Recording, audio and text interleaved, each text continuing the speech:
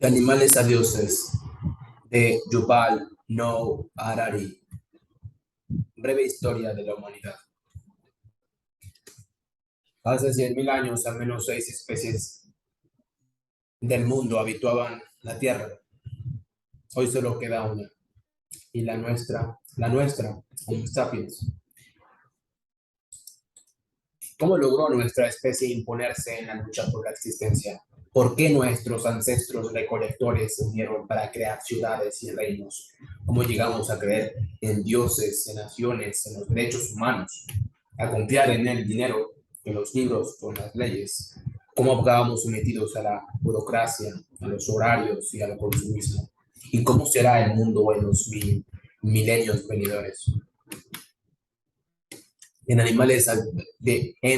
animales a dioses, Yuval Noah Harari traza una breve historia de la humanidad, desde los primeros humanos que caminaron sobre la tierra hasta los radicales y a veces devastadores avances de las tres grandes revoluciones que nuestra especie ha protagonizado: la cognitiva, la agrícola y la científica.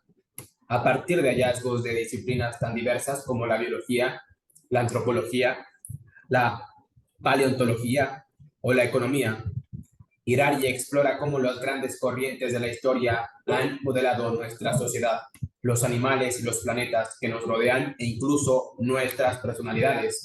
Hemos ganado en felicidad a medida que han avanzado la historia. ¿Seremos capaces de liberar alguna vez nuestra conducta de la herencia del pasado? ¿Podemos hacer algo para influir en los siglos futuros? Audaz, ambicioso y provocador, este libro cuestiona todo lo que creímos saber sobre el ser humano, nuestros orígenes, nuestras ideas, nuestras acciones, nuestro poder y nuestro futuro.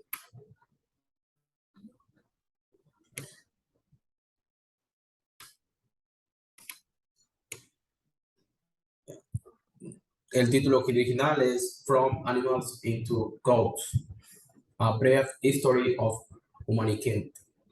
Yuval Noah Harari, 2014. Traducción: Yandumanese Bruce Arangonés. Fotografía de portada: Shutterstock. Editor digital: Titivillos.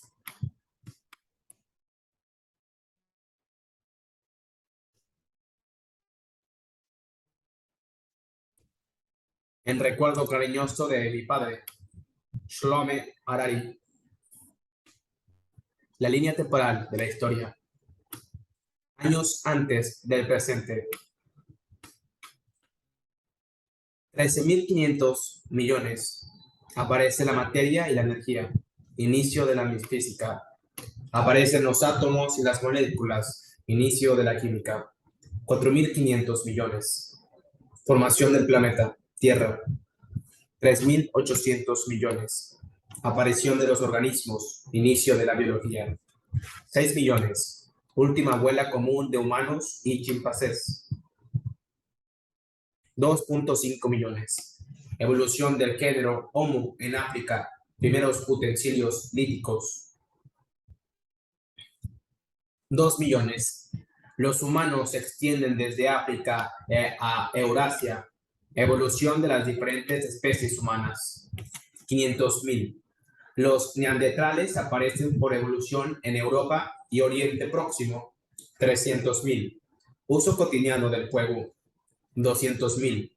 Aparición del Homo sapiens por evolución en África Oriental.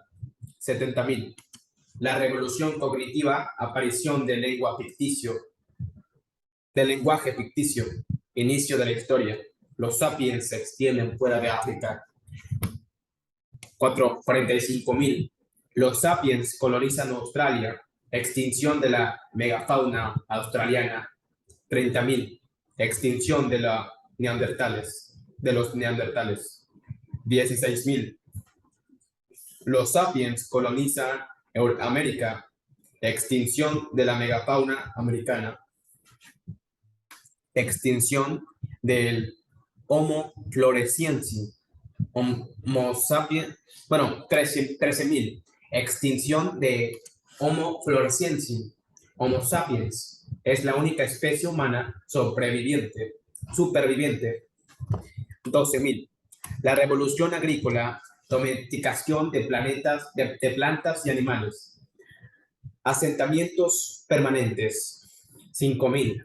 Primeros reinos, escritura y dinero. Religiones politeístas. 4.250. Primer imperio, el imperio acadio de Sargón. 2.500. Invención de la acuñación, dinero universal. El imperio persa, un orden político universal para beneficio de todos los humanos. Budismo en la India, una verdad universal para liberar del sufrimiento a todos los seres. 2000. Imperio Han en la China, Imperio Romano en la Mediterránea, cristianismo. 1400. Islam.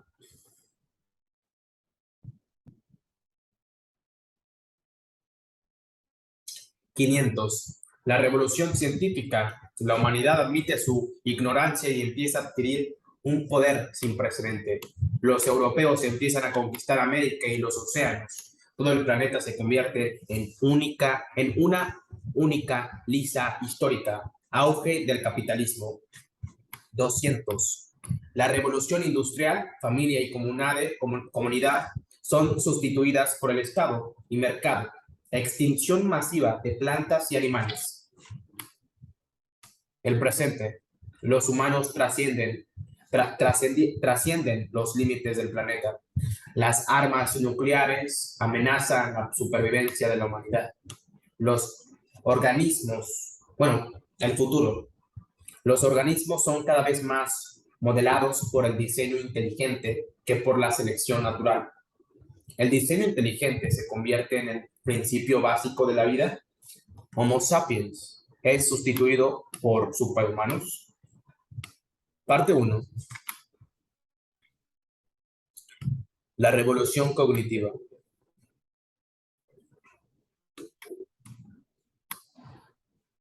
Figura 1. Impresión de una mano efectuada hace unos 30.000 años en la pared de la cueva de Chauvet-Pont-d'Arc, en el sur de Francia.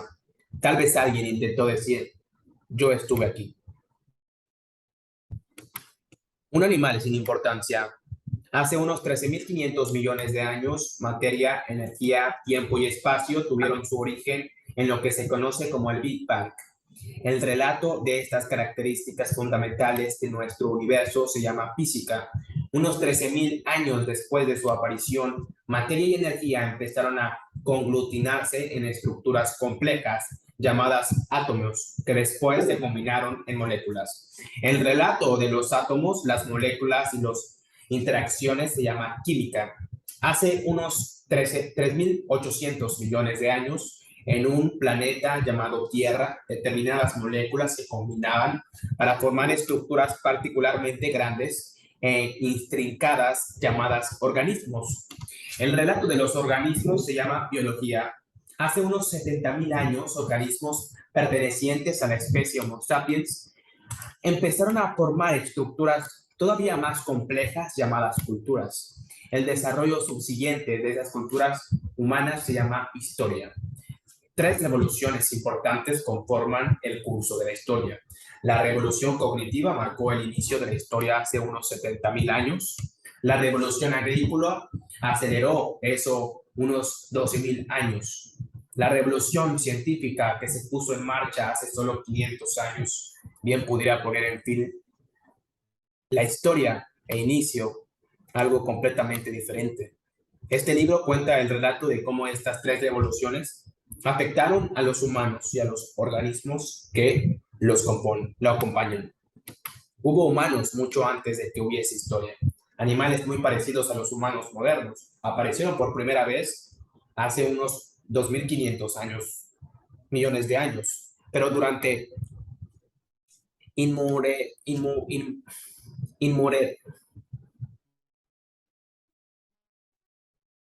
durante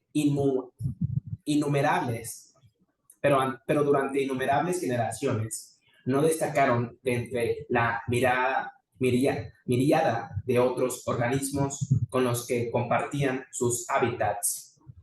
En una exclusión por África Oriental hace 2 millones de años, bien pudiéramos haber encontrado un reparto familiar de personajes humanos, madres ansiosas que acariciaron a sus bebés y grupos de niños despreocupados que jugarían en el fango, adolescentes temporalmente que se enfadarían ante los dictados de la sociedad y ancianos cansados que solo querrían que se les dejara en paz, machos que se golpearían el pecho intentando impresionar a la belleza local y matriarcas sabias y viejas que ya lo habían visto todo.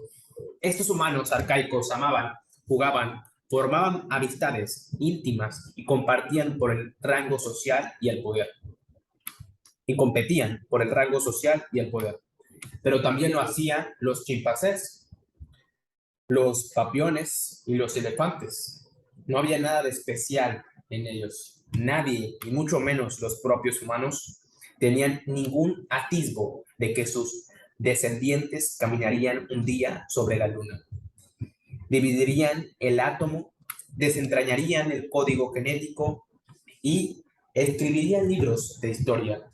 Lo más importante que hay que saber acerca de los humanos prehistóricos es que eran animales insignificantes que no ejercían más impacto sobre su ambiente que los gorilas, los luciérnagas o las medusas. Los biólogos clasifican a los organismos en especies. Se dice que unos animales pertenecen a la misma especie si tienden a parecerse entre sí, dando origen a descendientes fértiles. Caballos y asnos tienen un antepasado común reciente y comparten muchos rasgos físicos, pero muestran muy poco interés sexual mutuo. Se aparean si se les induce a hacerlo. Sin embargo, sus descendientes llamados mulas y burdeganos son estériles. Para ello, las mutaciones en el ADN de asnos nunca pasaron al caballo o viceversa. En consecuencia, se considera que los dos tipos de animales son dos especies distintas, que se desplazan a lo largo de rutas evolutivas separadas. En cambio, un bulldog, un sapien y un sapien pueden tener un aspecto muy diferente, pero son miembros de la misma especie y comparten el mismo acervo de ADN. Se aparean fácilmente y sus cachorros crecerán y se aparearán con otros perros y engendrarán más cachorros. Las especies que evolucionaron a partir de un ancestro común se agrupan bajo la denominación de género. Leones, tigres, leopardos y jaguares son especies diferentes dentro del género Panthera. Los biólogos denominan a los organismos con un nombre latino en dos partes, el género seguido de la especie. Los leones, por ejemplo, se llaman Panthera león. La especie Leo del género Panthera. Presumiblemente todo el que lea este libro es un Homo sapiens, la especie sapiens, sabio del género Homo, hombre. Los géneros a su vez se agrupan en familias como la de los gatos, leones, leopardos, gatos domésticos, los perros, lobos, zorros, chacales y los elefantes, mamuts, mastodontes. Todos los miembros de una familia remontan su linaje hasta un matriarca o un patriarca fundadores. Todos los gatos, por ejemplo, desde el mínimo doméstico más pequeño hasta el león más feroz, comparten un antepasado felino común que vivió hace unos 25 millones de años. También Homo sapiens pertenece a una familia. Este hecho banal ha sido uno de los secretos más bien guardados de la historia. Durante mucho tiempo, Homo sapiens prefirió considerarse separado de los animales, un huérfano carente de familia, sin hermanos ni primos, y más importante todavía, sin padres. Pero esto no es así. Nos guste o no, somos miembros de una familia grande y particularmente ruidosa, la de los grandes simios. Nuestros parientes vivos más próximos incluyen a los chimpancés, los gorilas y los orangutanes. Los chimpancés son los más próximos. Hace exactamente 6 millones de años, una única hembra de simios tuvo 2 hijas. Una se convirtió en el ancestro de todos los chimpancés, la otra en nuestra propia abuela. Esqueletos en el armario. Homo sapiens ha mantenido escondido un secreto todavía más inquietante. No solo poseemos una abundancia de primos incivilizados, hubo un tiempo en que tuvimos a sí mismos unos cuantos hermanos y hermanas. Estamos acostumbrados a pensar en nosotros como la única especie humana que hay, porque durante los últimos 10.000 años nuestra especie ha sido efectivamente la única especie humana de estos pagos. Pero el significado real de la palabra humano es un animal que pertenece al género Homo. Y hubo otras muchas especies de este género, además de Homo sapiens. Por otra parte, como veremos en el último capítulo del libro, quizá en el futuro no muy distante, tendremos que habernosla de nuevo con humanos no sapiens. A fin de aclarar este punto, usaré a menudo el término sapiens para denotar a los miembros de la especie Homo sapiens, mientras que reservaré el término humano para referirme a todos los miembros actuales del género Homo. Los humanos evolucionaron por primera vez en África Oriental hace unos 2.500 millones de años, a partir de un género anterior de simios llamados Australopithecus, que significa simio austral. Hace unos 2 millones de años, algunos de estos hombres y mujeres arcaicos dejaron su tierra natal para desplazarse a través de extensas áreas del norte de África, Europa y Asia e instalarse en ellas, puesto que la supervivencia en los bosques nevados de Europa septentrional requería rasgos diferentes que los necesarios para permanecer vivo en los vapores junglas de Indonesia. Las poblaciones humanas evolucionaron en direcciones diferentes. El resultado fueron varias especies distintas, a cada una de las cuales los científicos han asignado un pomposo nombre en latín.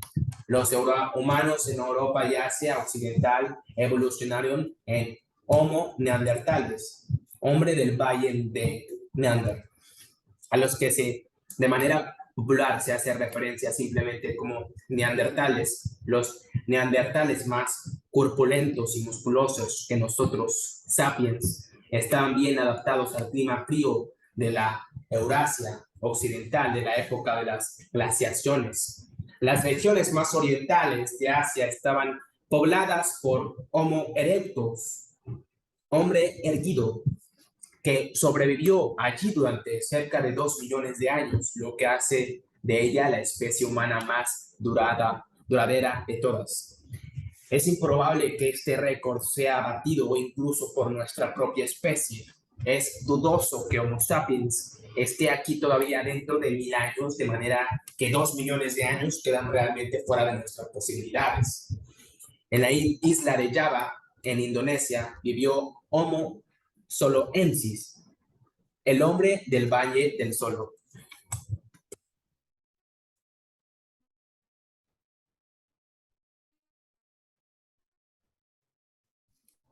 Que estaba adaptado a la vida en los trópicos.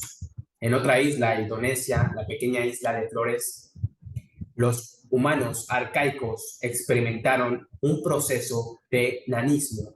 Los humanos llegaron por primera vez a Flores cuando el nivel del mar era excepcionalmente bajo y la isla era fácilmente accesible desde el continente. Cuando el nivel del mar subió de nuevo, algunas personas que quedaron atrapadas en la isla, que era pobre en recursos, las personas grandes que necesitan mucha comida, fueron las primeras en morir. Los individuos más pequeños sobrevivieron mucho mejor. A lo largo de generaciones, las gentes de Flores se convirtieron en enanos. Los individuos de esta especie única que los científicos conocen como Homo floresiensis alcanzaban una altura máxima de solo 1 metro y no pesaban más de 25 kilogramos. No obstante, eran capaces de producir utensilios de piedra e incluso ocasionalmente consiguieron capturar algunos de los elefantes de la isla, aunque para ser justos, los elefantes eran asimismo una especie enana. En 2010, otro hermano perdido fue rescatado del olvido cuando unos científicos excavaban en la cueva de Denisova, en Siberia. Descubrieron un hueso de dedo fósil. El análisis genético demostró que el dedo pertenece a una especie previamente desconocida que fue bautizada como Homo denisova.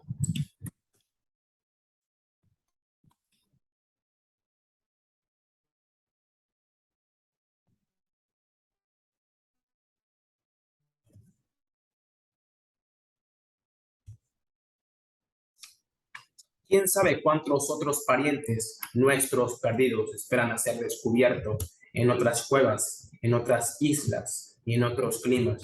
Mientras estos humanos evolucionaban en Europa y Asia, la evolución en África Oriental no se detuvo. La cuna de la humanidad continuó formando numerosas especies nuevas, como Homo redulfenis, el hombre del lago Rodolfo.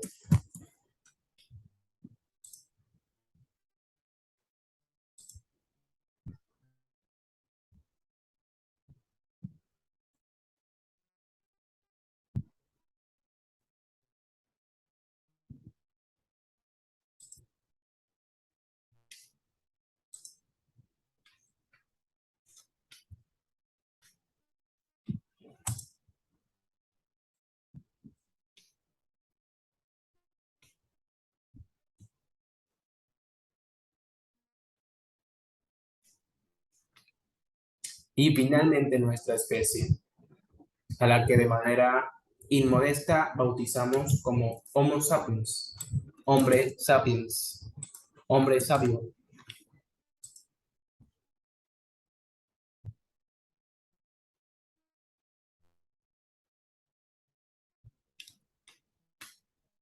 Los miembros de alguna de estas especies eran grandes y otras eran enanas. Algunos eran cazadores temibles y otros apacibles recolectores de plantas. Algunos vivieron solo en una única isla, mientras que muchos vagaban por continentes enteros. Pero todos pertenecían al género Homo. Todos eran seres humanos.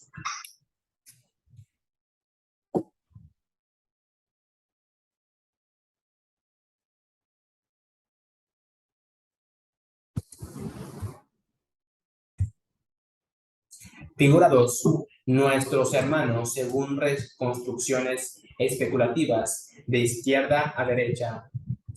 Homo rudolfensis, Homo rudolfensis, África Oriental. Homo erectus, Asia Oriental. Y Homo neanderthalensis, Europa y Asia Occidental. Todos son humanos.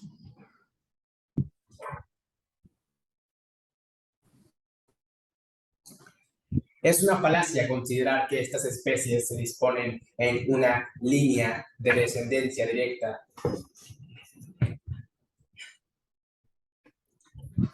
Eragaster engendró a Erectus. Bueno, el Homo ergaster engendró a Homo erectus, a los neandertales, y los neandertales evolucionaron y dieron su origen a nosotros.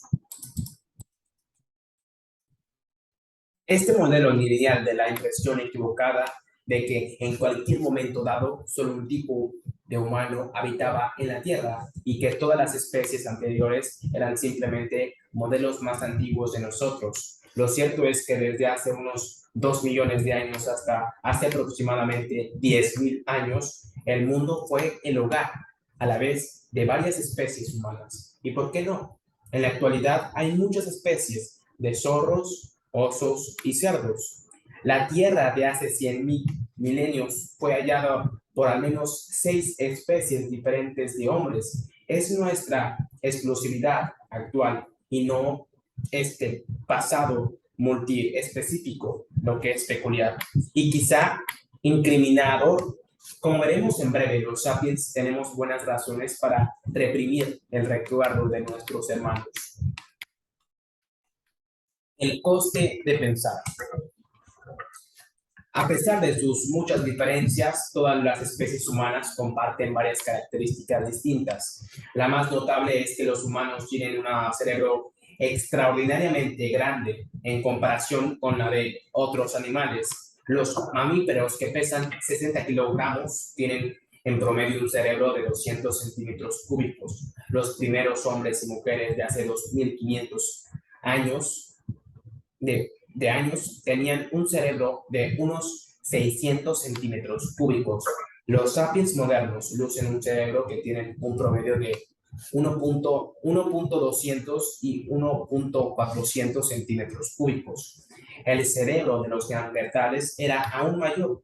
El hecho de que la evolución seleccionara a favor de cerebros mayores no puede parecer, digamos, algo obvio. Estamos tan prendados de nuestra elevada inteligencia que asumimos que cuando se trata de potencial cerebral, más tiene que ser mejor. Pero si este figura el caso, la familia de los felinos también habrían engendrado gatos que podrían hacer cálculos. ¿Por qué?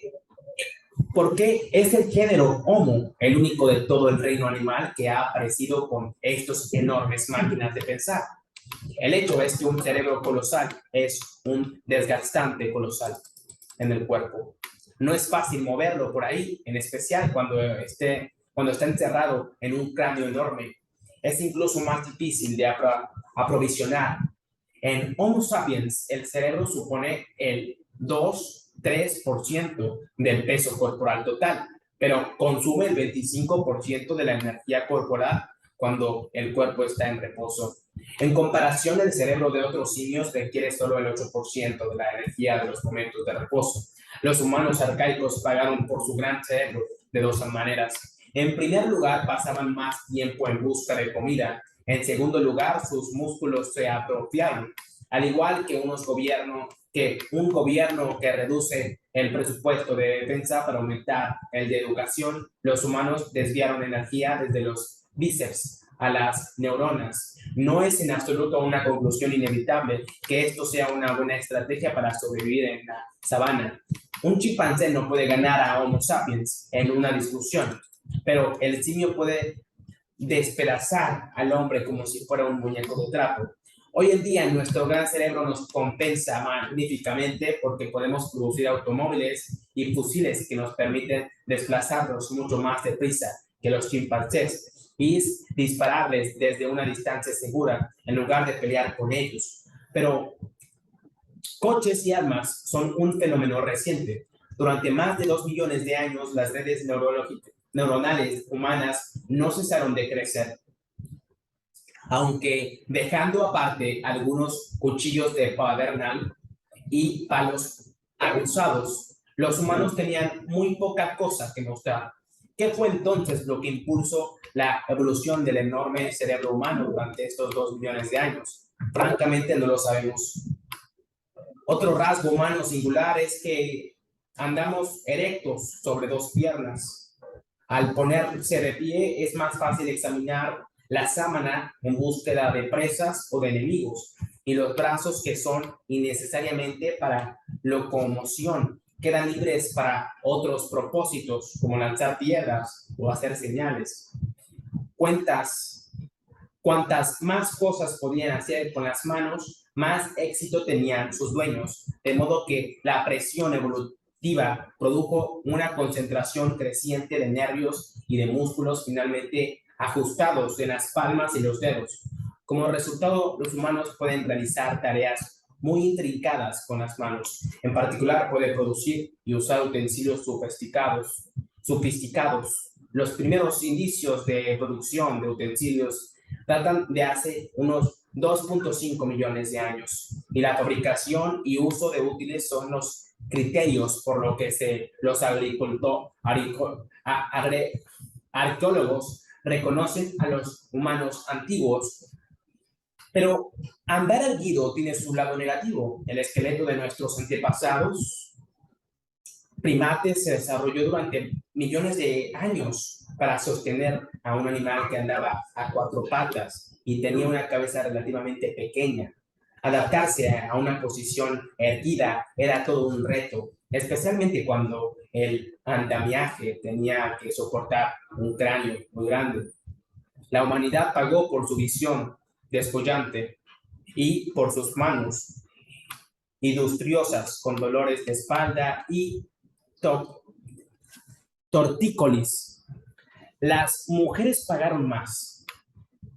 Una andadura erecta requería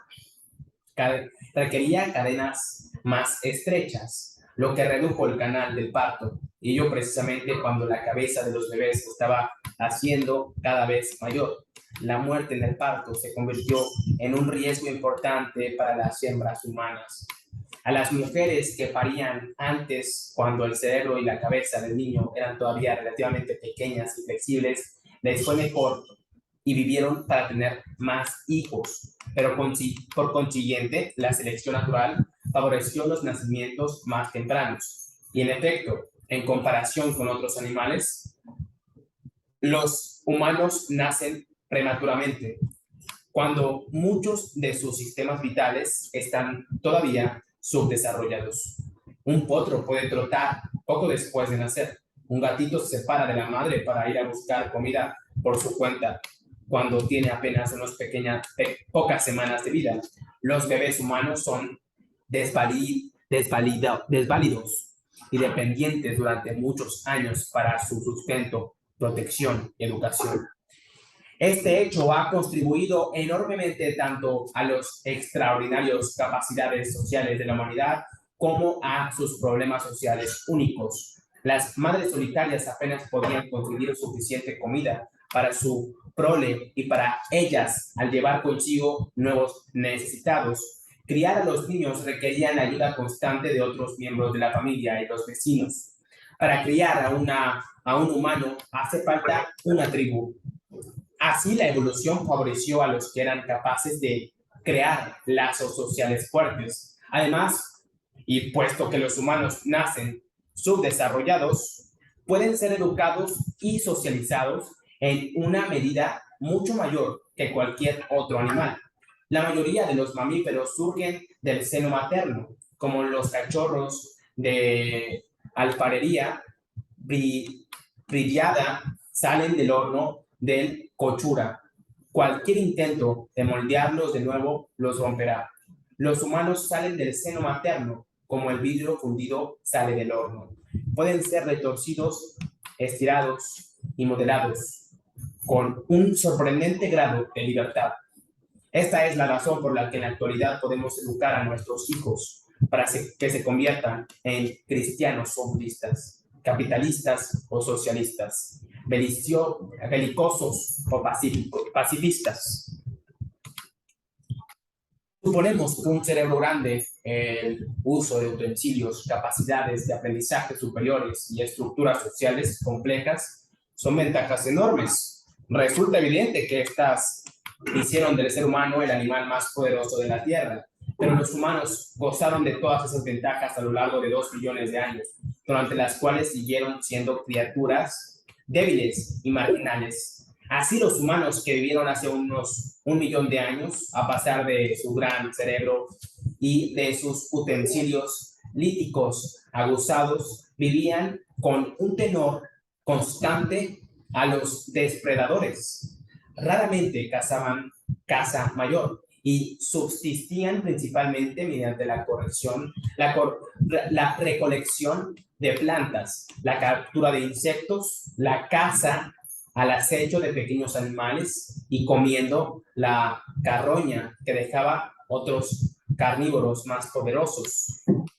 Uno de los usos más comunes de los primeros utensilios de piedra fue el de romper huesos con el fin de llegar a la médula.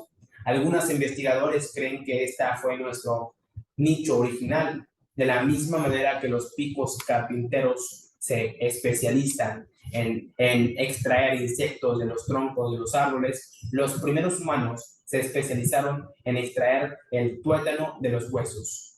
¿Por qué la médula? Bueno, supongamos que observamos una manada de leones abatir y devorar una jirafa. Esperamos pacientemente hasta que han terminado, pero todavía no es nuestro turno, porque primero las hienas y después los chacales, y no nos atrevemos a inferir con ellos. Aprovechan lo que queda. Solo entonces nosotros y nuestra banda nos atrevemos a acercarnos al cadáver, miramos cautelosamente a derecha e izquierda y después nos dedicamos al único tejido comestible que queda. Esto es fundamentalmente para comprender nuestra historia y nuestra psicología.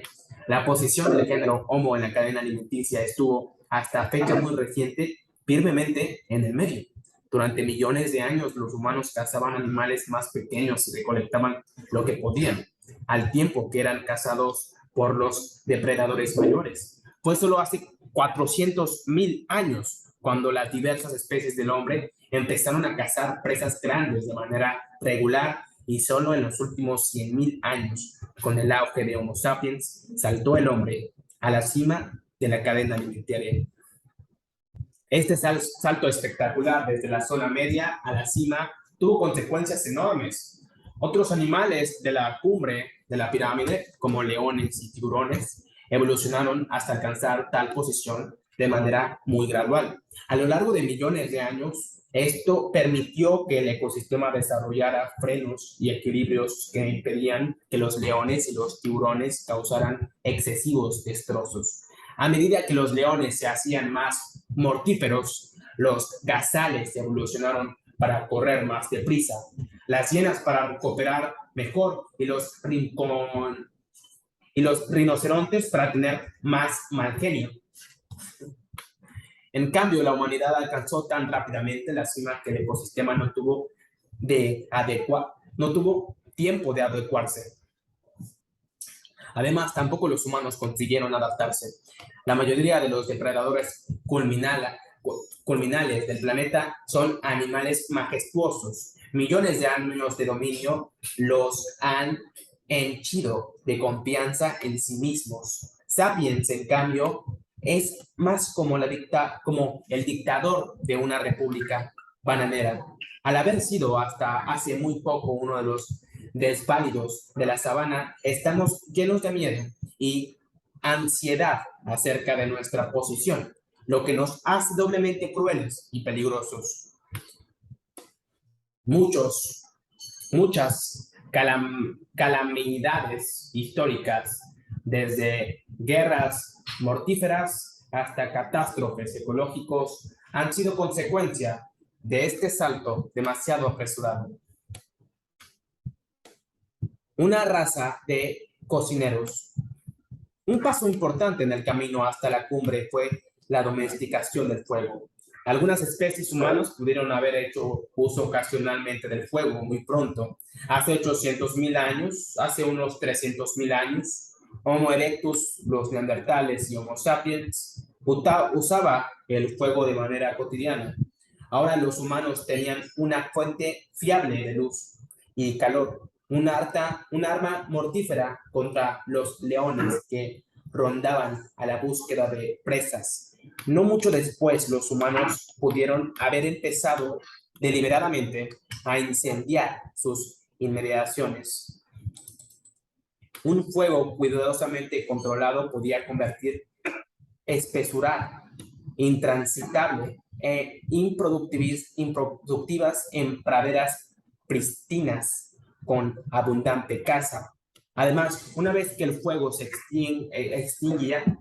extinguía, los empleadores de la Edad de Piedra podían caminar entre los restos humeantes y recolectar animales, nueces y tubérculos quemados. Pero lo mejor que hizo el fuego fue cocinar alimentos que los humanos no pueden digerir en su forma natural, como el trigo, el arroz y las patatas. Se convirtieron en elementos esenciales de nuestra dieta gracias a la cocción. El fuego no solo cambió la química de los alimentos, cambió asimismo su biología. La cocción mataba gérmenes y parásitos que infestaban los alimentos. A los humanos también les resultaban más fácil masticar y digerir antiguos platos favoritos como frutas, nueces, insectos y carroña, si estaba cocinado, mientras que los chimpancés invierten 5 horas diarias en masticar alimentos crudos. Una única hora basta para la gente que come alimentos cocinados. El advenimiento de la cocción permitió que los humanos comieran más tipos de alimentos, que dedicaran menos tiempo a comer y que se les y que se las ingeniaran con dientes más pequeños y un intestino más corto. Algunos expertos creen que hay una relación directa entre el advenimiento de la cocción, el acortamiento del tracto intestinal humano y el crecimiento del cerebro humano, puesto que tanto un intestino largo como un cerebro grande son extraordinariamente consumidores de energía. Es difícil tener ambas cosas. Al acortar el intestino y reducir su consumo de energía, la cocción abrió accidentalmente el camino para el enorme cerebro de neandertales y sapiens. El fuego abrió también la primera brecha importante entre el hombre y los demás animales. El poder de casi todos los animales depende de su cuerpo, las fuerzas de sus músculos, el tamaño de sus dientes, la envergadura de sus alas. Aunque pueden dominar vientos y corrientes, son incapaces de controlar estas fuerzas naturales y siempre están limitados por su diseño físico. Las águilas, por ejemplo, identifican las columnas de corrientes térmicas que se elevan del suelo, extienden sus alas gigantescas y permiten que el aire caliente los eleve hacia arriba. Pero las águilas no pueden controlar la localización de las columnas y su capacidad de cargar máxima es estrictamente proporcional a su envergadura alar. Cuando los humanos domesticaron el fuego, consiguieron el control de una fuerza obedeciente y potencialmente imitada. A diferencia de las águilas, los humanos podían elegir cuándo y dónde prender una llama y fueron capaces de explotar el fuego para gran número de tareas. Y más importante todavía, el poder del fuego no estaba limitado por la forma, la estructura o la fuerza del cuerpo humano. Una única mujer con un pedernal o con una tea podía quemar todo un bosque en cuestión de horas. La domesticación del fuego fue una señal de lo que habría de venir.